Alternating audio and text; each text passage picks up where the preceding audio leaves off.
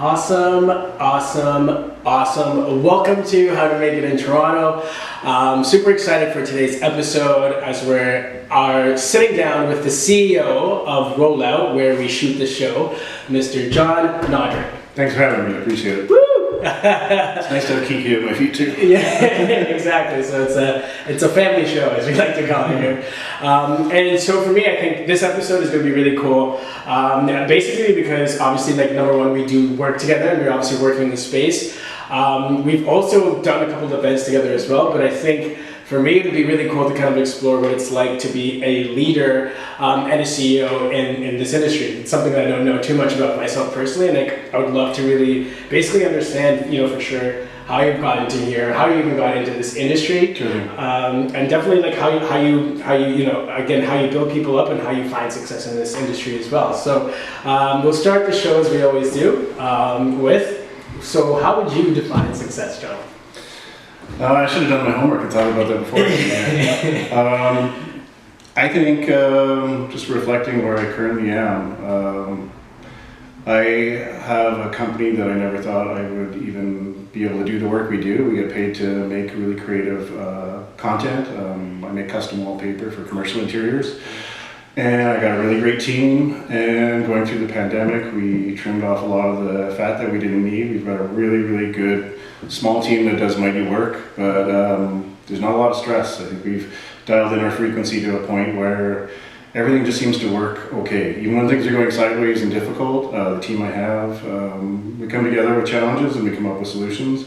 And I think for me, that feels like the best success is that you can operate and do challenging work, big work, and it's enjoyable the whole way through. Even the hard times are enjoyable. Yeah, that's awesome. I feel, and I know you mentioned team quite a bit, and that's something I've definitely learned along the way, like the importance of having a great team that leads to the success. And I think if you look into how other people talk about success, they always mention the team. So for you, is like, how did you go about starting to build that team, or what's important to have in a team, to help it be successful? Well, we've been in business, so we're going into our 18th year coming up, and so we've changed. People have come and gone. It's been a lot of good times, a lot of challenging times, but throughout the way, I think people are gravitating towards the work we do. They find that it's daring and bold and visionary, but we also create a bubble here that's safe for creativity, so people can express themselves, they can take risks, they know that they're not going to get in trouble for breaking things and trying to do things, and sometimes you make mistakes and they're expensive, and it's hard to swallow sometimes, but as long as you don't make the same mistake twice that costs money, you make it once and we learn how to fix it and make sure it doesn't happen again, that's cool. Just creating a safe space for individuals who are very, very unique and who are up for challenges to come work together, and I think it's a magnet. People see that they enjoy what we do, and it just, I have a very big friend network. I'm a connector at heart. It's in the fabric of my bones, and I've met people who I see something different and special in them, and we figure out a way to work together. And we don't know what that is in the beginning, but some of them say just come hang out in our studio for a bit, and we'll find a spot for you. And we're like I said, we're small, so it's not like we can bring on people all the time. But just every once in a while, somebody comes out of the woodwork, and if there's a good fit, there's a good culture, and you're on the same level, same frequency, and that leads to special projects happening and creative output. Yeah, no, I can definitely vouch for that because of you being a connector, definitely, because that's how we ended up here, and even got the opportunity to obviously get the chance to use this amazing space, right? But we're gonna jump into that a little bit more. But I want to first start with with you. Like, how did you, obviously being the CEO of the company, how did you like, before we get to Rollout, how did you start your path to here? Did you always want to be a CEO? Was that always part of your goal to be running a business? Sure. I think earlier on I was more focused on achieving the title of CEO, but I think for a while I didn't really feel like I was performing as a CEO.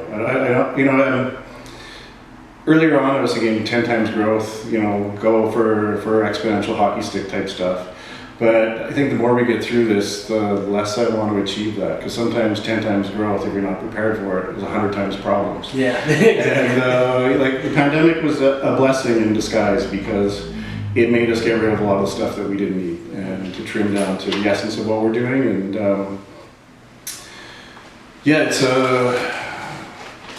CEO is an interesting thing, being a leader for people. It's something that I always thought business-minded. When I was a kid, one of my first memories was I found polished rocks on the ground, and I thought they were so cool that I set up like a lemonade stand and tried to sell them to people in my neighborhood. Nice. I don't even know if I sold any, but I was just, hustling from a young age. Yeah. And I was always trying new, crazy ideas, and I was fortunate that my mom's a super creative person, always doing crafts and stuff like that. And so I was allowed to experiment and be creative from a young age. And I've just, that ethos of seeing the creativity in the mundane and making something special out of fabric or out of pencil crayons, that's come through in my work. And I've tried to create, I feel like we have a playground here, if people can see our space, every wall is a mural by one of our acclaimed artists that we are fortunate to work with, or intervention from different industrial designers, surface designers. There's a lot of love in the things that we surround ourselves with, and I'm fortunate that I can ask my friends and colleagues to make us custom work and surround ourselves with it. Yeah, that's awesome.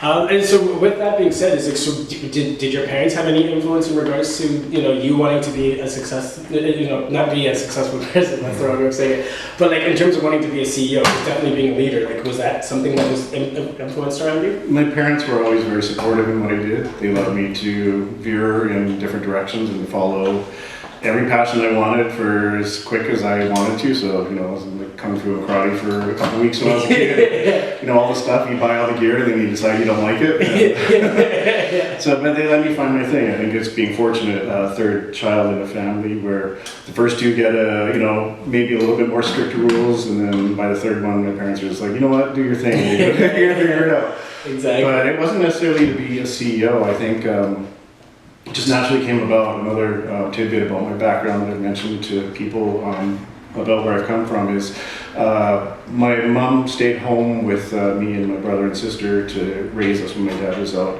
working, and she started a day home, which is basically a care facility for kids. Oh, cool. So when I was a young kid, every day there was like 15 kids around in the house that she was babysitting, and that meant she always had to be taking care of people, keeping them busy, keeping them active. And for me, what that allowed me to do is be very aware of other people's personalities, emotions, and connecting with them on a one-on-one basis. Mm-hmm. So I think I benefited from growing up in groups of people. I'm an introvert at heart, so I like to go home and cocoon to get the strength back. But I also, being kind of the event planner thing, is bringing people together. And that fuels me. And so I've always been in an environment where I have different people, different personalities around me, and it's just led to being interested in them and then figuring out what they're about and helping support them to be as successful as they can. Yeah. And that's helped me rise to the top in the leadership role. Yeah, no, that's very true. And I think that's the one thing which I was going to ask, especially because you are such a great connector. And so one of the things we do, or we work together here, is trying to build a community of like-minded people or people who are trying to achieve success. Is something that we're working on. And I would ask you in terms of how do you even start to as you built your great network, what do you think what is an important thing to have or to provide to be able to start to build a great network? I think going out into a network or an event or something that you aren't familiar with and you don't know, and just going out and meeting a few people, cold calling in person, right? Yeah. That's a tough thing to do, but I've done that multiple. I'm part of different entrepreneur kind of leadership groups throughout the years.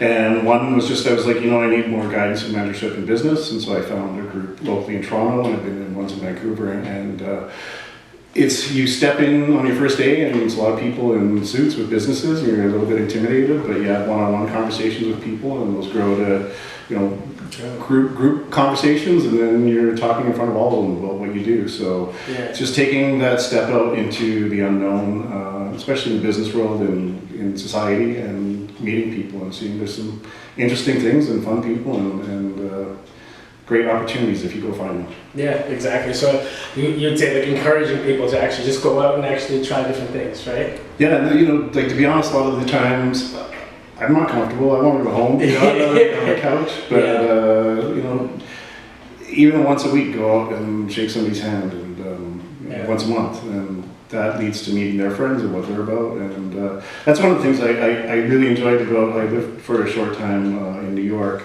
But you could just sit at a bar and there's conversations everywhere to be had, right? Yeah, exactly. Like being an introvert, I'm like a little scared to meet people. But when you're surrounded by people who will lean over and talk to you and share their experiences, you meet a lot of cool people and learn a lot of interesting things. Yeah, no, I can definitely agree. And I think for myself, obviously, I work in sales.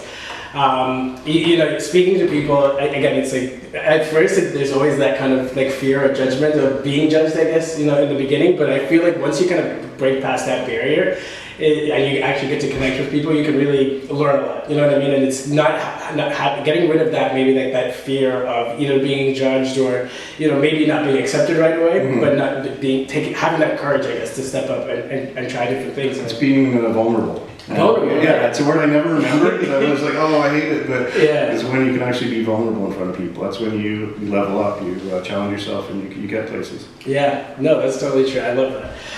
So let's jump into Rollout. How did that come about? How did Rollout start? What was the idea for it? Let's go. Sure. So like I said, we're heading into almost our 20th year. We've got a couple years left to go, but.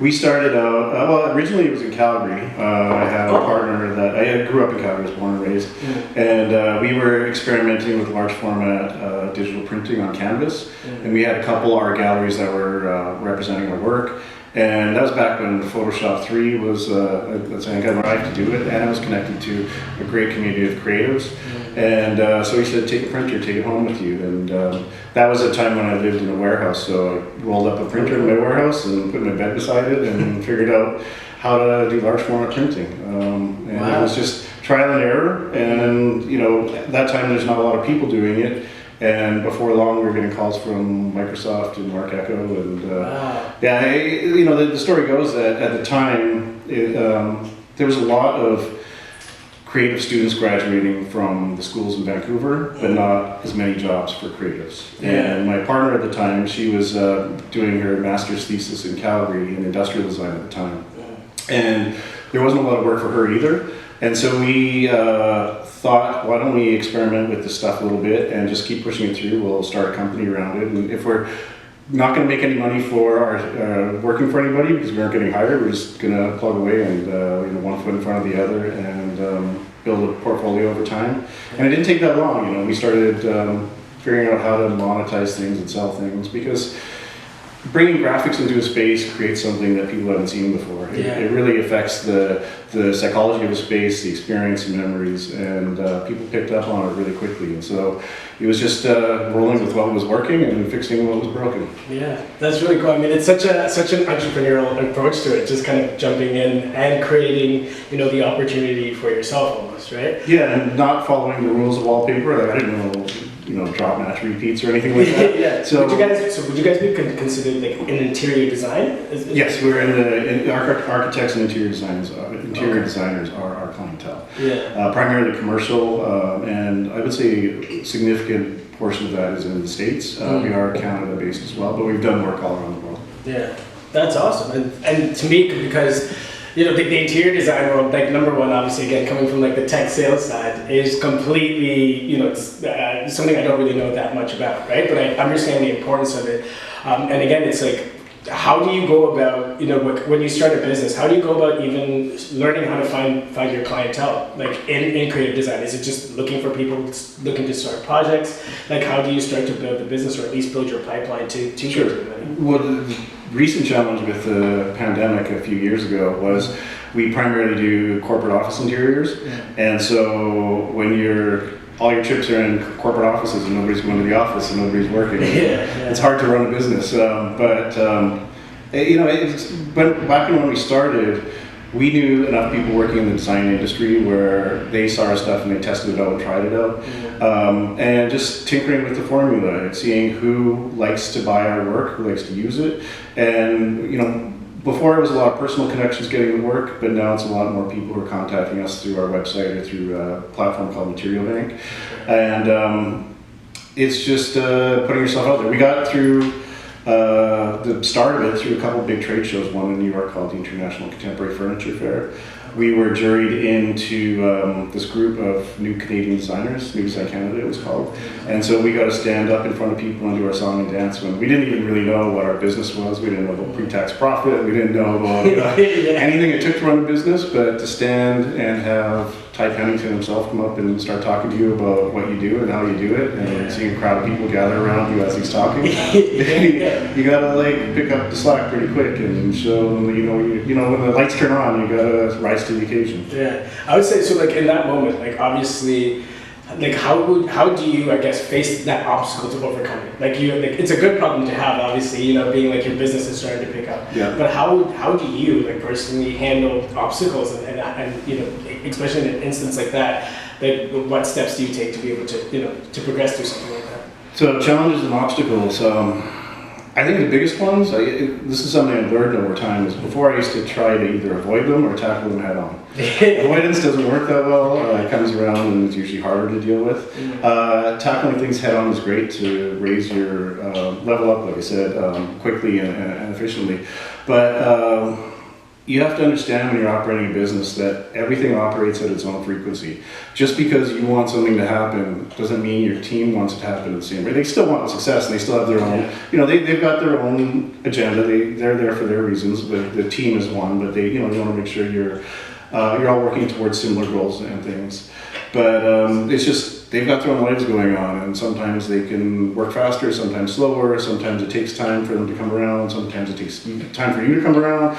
So it's wanting to address things as hard and fast as you can, but also having the leniency or to just step back a little bit and say, okay, we're going to plant those seeds and watch and see what happens from them, not just keep pushing, but try a few things, step back, see how it goes, try a few more things, step back and see how it goes. And trial and error over time, you're going to figure it out. You surround yourself with smart people and they're going to come up with good solutions, and together through trial and error, and we're more data driven now than we've ever been, so we have metrics that we're following to rate our success, but you got to have this spectrum of people around you, creating great ideas, test them out, and see what rises to the top. That's awesome. That's really great feedback. Let me ask you, obviously, like this happens all the time, so, or people go through or fail all the time. And I would ask you, as a leader, especially specifically as a leader, what do you think was one of the biggest failures you've had, and what did you learn from it, and how did it help you, you know, become a better leader? Well, if you learn from it, it's not a failure. You know, sometimes, if I got everything I wanted from the start, I would be a much different person. There were times where I wanted things so badly that I didn't get them, and at the time I thought, oh man, that really sucks. But then you come back 5 years down the road, you're like, wow, I would have been a jerk if I achieved that. It's true. And I've learned so much about what was important to me, and your values are pretty consistent, but you know, your specific environment that you're in changes over time. So. Failure. Well, like, I tried a lot of things when I was a kid. I failed at, you know, kickboxing when I was a kid, and I gave it a couple weeks, and I think I passed out one time kicking things too hard. I'm like, oh, enough of that. But then now I'm training with one of my employees as a kickboxing instructor, and what I learned from as a kid, and it was a failure, but I brought that back into what I'm doing today, and I feel like I feel successful inside just being a part of that again. Yeah, no, that's awesome. And I love that you use that. The great thing is that you've even got me doing kickboxing now, because I'm working with Nico. Shout out to Nico as well. Silverback. Thanks for getting the gang nice and fit. I love that answer. So tell me, it's like, you know, as a leader, or, you know, just in general as a person, what do you think are great traits or, like, you know, skills to have to be able to achieve, you know, to achieve success? Because for you, I feel like it's, you know, obviously being a little bit vulnerable and being able to have that element of being able to connect with people, and then also being brave enough to take chances and do the trial and error, right? So what other skill sets do you think are important to have to be able to maybe just to be successful, but then also maybe get to the point of being in your position of leading a team? I think a challenging one is really listening to people. Growing up the son of two therapists, you learn a lot about communication and how to solve problems and how to sit back and listen to what's going on inside of you and the challenges you're having and how to solve those. And that was the thing, is growing up when there was crisis, my parents would sit me down and they're like, so here's all the things that are going wrong, what are we going to do to solve them, right?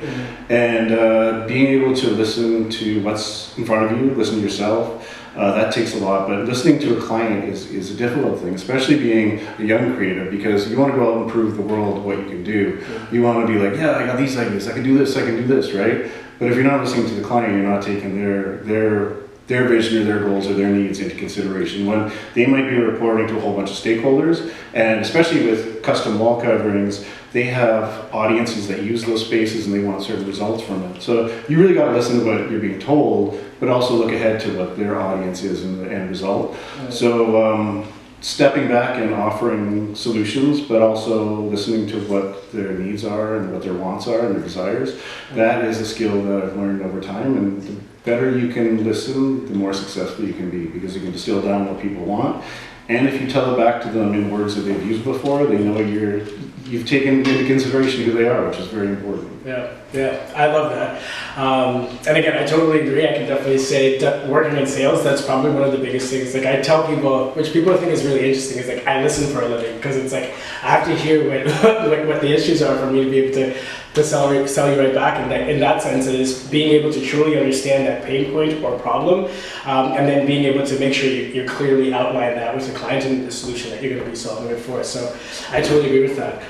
In terms of creative, and I think it's cool because you work in a space where you can be both, business and creative. What sort of things or what do you do to inspire you creatively? I do operate in the sweet spot between business and creativity and commerce, and that's a very difficult thing because business agendas are very different from creative agendas. And creative people and business people are not always alike. Right? Exactly. So when you can figure out how to get them to interact and listen to each other and understand each other, that's golden, and that's, I feel like, where we're at. I think for me, it's a holistic approach. Our headquarters here, it's not just about the wallpaper, but it's about being welcoming. It's about having a kitchen here for the people who like to cook. It's about music and gathering people here. It's about talking about current events, talking about comedy. It's really creating a space for not just surface level conversations, but very deep conversations that go further than just at face value what you may perceive. And the deeper those conversations are, the richer they are and the more creative output you can make. And that draws people who are generally pretty smart, pretty funny, into a room together. And we used to do these projects before where we just mash up terms together. It was called half-half. So it'd be 50% one thing, 50% another thing. And so we had Chairman Meow, which was cat in like military garb, and waitress galley,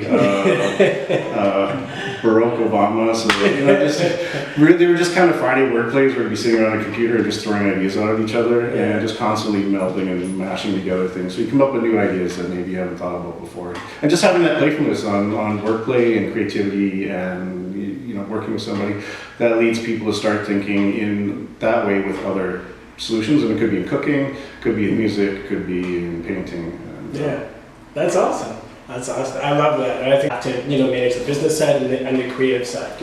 And some people have the approach of maybe an ideology where everyone else can kind of bring in ideas and you kind of make a decision based on that. Or sometimes it's like this is the vision and this is the way we're all operating. What's your style in terms of how you manage creative people while completing your business goals?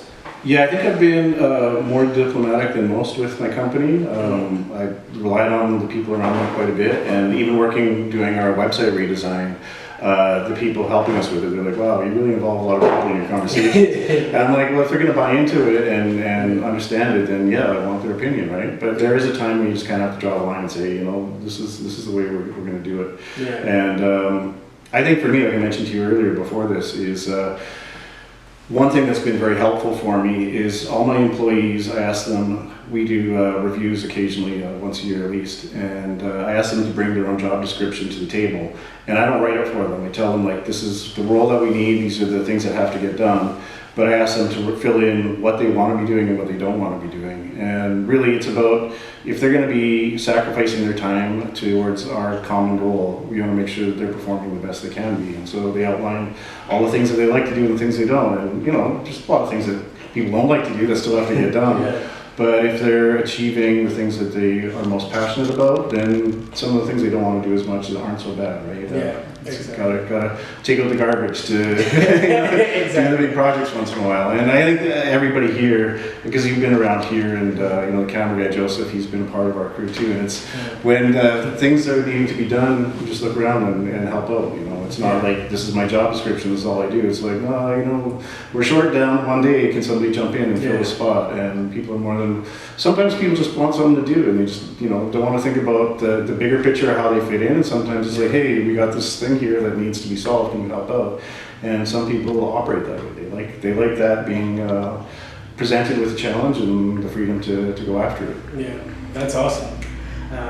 That's awesome. I love that answer. So let me ask you, and this is something that I personally really admire about you. And again, it's like we've kind of touched on it, but like, how you've curated like this space and you're able to get so many different personalities, you know, around you, which is, and I think that is a huge skill set to have. And I think there is an element of emotional intelligence in there that is something that I believe a lot of people do need to learn. Mm-hmm. And I think if you're going to work in business or be successful in general, being able to bring the right people around you and keep them around you on top of that is a skill to learn. What do you think, or what helps you do that, or how do you go about, you know, being able to create such a safe space where you can have so many different people and backgrounds, you know, collaborating together? I think it's definitely a skill, and something, you know, I being kind of the puppet master behind the curtain, you know, exactly. There's a lot of moving strings and pieces to try to get very different people to relate to each other, right? Mm-hmm. I can equate it back. I went to a friend's birthday party the other day, and when I walked in the door, they were happy to see me and gave me a hug, but then they looked around the room and they're like, I got somebody you need to meet, and they're really going to dig them. And it turned out I already knew this fellow that she introduced me to, but to take that minute to really consider who the person is and who they might connect with, and to make that introduction in person, that's way more helpful for somebody to break the ice rather than just to walk in and try to, hey, I know, you know, who's here, you know, I just wanted to meet somebody. But that stumbling at the beginning of a conversation is eradicated when somebody is your hype man. You know, they walk up to somebody and they're like, hey, you do really cool work. Yeah, exactly. Yeah, it's always good to have a hype man in your corner. Yeah, exactly. And I mean, like, there's nothing, or at least I say the best kind of introduction is a referral, right? So it's like when someone's already backing you, that's one of the best introductions you can get. So let me ask you this. So it's like you guys have done a lot of cool projects here. I think one of the cool ones that I saw is like you worked on the Karl Lagerfeld hotel. What's one of your favorite projects that you've worked on, or the one you'd say you're probably most proud of so far? It's an interesting question. I get asked it a lot. I think for me, my best invention yet is this headquarters here. Yeah. I think we had a space prior to this where creativity was encouraged, but it wasn't full firepower, you know. And this place here, because it's an old house that eventually will be torn down into condos, we have permission to put wallpaper up, to paint things, to constantly innovate. And it's a malleable space, and especially because we were making graphics, but it is in a space where people are interacting with it, right? Yeah. So you really have to understand how that translates from a graphic on a screen to an event that takes place. Mm-hmm. And so that malleability is something that it's a great challenge in my mind. And it's been one of the great things about watching this podcast. Mm-hmm. One is having kind of like a personal business show, like sit back behind the scenes and watch people who are successful and learn from them. Mm-hmm. But two is that you've come in and you've taken the space and you've used it in different ways. Mm-hmm. And that was the thing that really got me excited about this is, you know, I just sit back and, you know, I offer advice and guidance on what I think and how I would do it, and you've been running the show, doing your thing, and it's a different way of thinking, and I've been fortunate that I've been able to learn from watching you do this stuff, and that's, you know, part of the great things about letting people showcase their creativity. As you get results that you don't think about, and Yeah. you know, the more results, the better you get output. Yeah, no, I couldn't agree more. And I think for me, again, even being fortunate enough to do the show here, I've already learned a lot of things that I didn't even know, especially about the creative world. And I think especially, I would say the thing that I've taken the most is, you know, the events that we've thrown here. I think the last one when we had the Tico guys here as well, that was probably one of the coolest, you know, like, what was that, a block party we call it? Like, Yeah, it would be house party / block party. Yeah, and it's like I to have, you know, and like that's part of the goal of what we're doing. I mean, for me, that's one of the reasons we're partnering up is trying to build that community and creating that space. And it was so cool to have so many people of different backgrounds that, like, you know, are achieving success or doing their own thing in their own way, and just getting the chance to interact with them, getting the chance to just. And I mean, like I know I just talked to so many people the entire time, but again, it's like it's that fulfilling talk because you're talking to people who have a purpose, or people who are trying things, or, you know, people who are, you know, doing something at least. You know what I mean? So, I would say building community and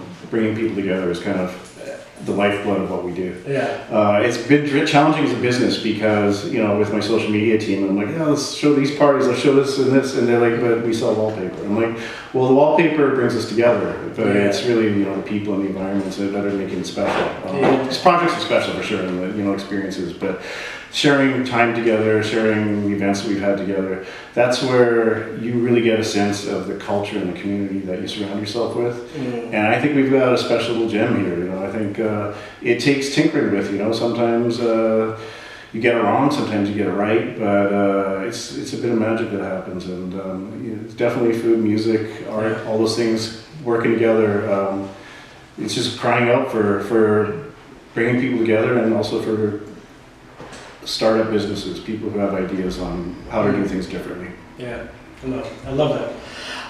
So let me ask you this, and so this will be where we're going to like the wrap up, but I wanted to ask you, in terms of, I don't know how to frame the question because it's kind of like on the creative side, but I would say for you, and I guess with the business as well, what would your ultimate goal be? You know, like let's say 5 years, 10 years down the line, in terms of building. Would it be building that community, or more so, you know, spreading the company or growing the company into, you know, more interior design spaces? You know, the showcase projects, they're nice to have. Like you mentioned, Karl Lagerfeld, that was great. It's a success under our belt that I'm super happy with. We've also over time dialed in our equation to make sure that our company runs as powerful as it can be with as little stress as possible. The goal, you know, I never thought I would even be here. It wasn't like I could follow somebody else's playbook and say, hey, I'm going to be here in this amount of time. I think being able to pay the bill, you know, pay the bills in order to take on the bigger, crazier projects. I would love to, you know, the end goal for me, I think, is to have a boutique hotel somewhere where we do everything from the wallpaper to the fabrics to, you know, the lounge and the rooftop patio. Just something that's completely holistic, where it's every touch point in the space has been thought about to create the kind of environment you want that encourages people to come, and just something that's thoughtful and considerate for an environment and for people. That's awesome. Let me ask you, because I know you had mentioned a few at the beginning. You had mentioned a show in New York, but is there any resources that you could share with people who would potentially want to make it within the creative space? I know you said you had gone to a show in New York, was that? Yeah, so that's the International Contemporary Furniture Fair, and that's similar locally in Toronto. There's the Interior Design Show, which they have the Toronto branch and the Vancouver branch, and they're held once a year, and it's kind of like, it's a chance to get together and see your colleagues, see your friends, see your competitors all in one space. As a company, what that allows you to do is to set a deadline where you're going to show your new content off. So for us, it's to create new lines of wallpaper designs and new collections. And so it motivates your team to all work together to get your product, your marketing goals, all that type of thing ready to stand up and do your song and dance. So that's getting in front of people and hearing what they have to say about it for a few days in a row. That's very, very helpful, especially people can be headstrong when it comes to their creativity and their ideas, and they can also be not as vulnerable, maybe a little bit overprotective of them. But responding to it, touching it, grabbing it, asking you questions about it that you wouldn't have thought about before, those things, they help you to understand the bigger picture of what you're doing. And the more depth you can get in that, the more understanding, the more successful you can be in dialing in that formula. If you had a piece of advice that you would give to someone who, for example, either wants to make it as a creative, or maybe one day wants to be a leader, or wants to do something similar to you in terms of being able to create a space like this, what kind of advice would you give that person to get here? One of the best pieces of advice I got from a long time ago, a friend of mine, Rodney, and especially in the creative field where you're producing content. If you worry too much about people trying to steal your ideas, a lot of the times what happens is society's all thinking the same type of thoughts, and so there's going to be people who come up with the same ideas. And so you think, hey, that person ripped me off. Chances are they didn't. And even if they did, if you want to stay on that path and focus on the negative, it's just going to bring you down. Just keep innovating, showcase, flex your muscles, showcase your creativity, and that you got it, and they got to keep up to you, right? Yeah. But also too, the flip of that I've learned over time is sometimes when you think an idea is old and had its time, like our very first custom wallpaper design, it's a kind of a Baroque skull, it's called Worth, and we have it stenciled in street art style in our back garage.